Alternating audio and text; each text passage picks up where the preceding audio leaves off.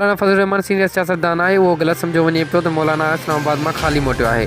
मौलाना जेकी बि मक़सदु खणी वियो हुयो उनखे माणे पोइ मोटियो आहे, उहो वक़्तु ॿुधाईंदो। अहिड़े ख़्याल जो इज़हार SDP चेयरमैन डॉक्टर कादिर मक्सी नवाब वली मोहम्मद भरिसां ॻोठ वरल चांडियो में SDP अॻवान ज़ाहिद चांडियो जी भेण जी वफ़ात ते तज़ियत करण बैदि मीडिया सां ॻाल्हाईंदे चयो। हिन वधीक चयो त डॉक्टर निमृता जे क़त्ल में इंतिज़ामिया मुलविस आहे। डॉक्टर निमृता जी ख़ुदकशी न पर क़त्ल आहे। इंतिज़ामिया ख़िलाफ़ कार्रवाई थियणु खपे। हिन वधीक चयो त सिंधी मीडिया तरफ़ां एकता जे ॾियारे मल्हाइण वारे ऐलान जी भरपूर आजा कयूं था। सॼी सिंध में SDP जा कारकुन रैलियूं कढंदा।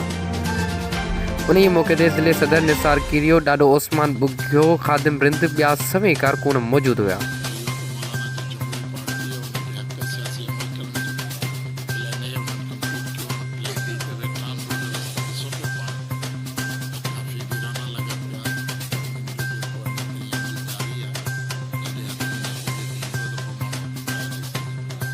सिंधी मीडिया तरफ़ां जेको एकता जो ॾींहुं मिलण चयो वियो आहे, उनजी सफ़र उन खे तव्हां कीअं कंदा?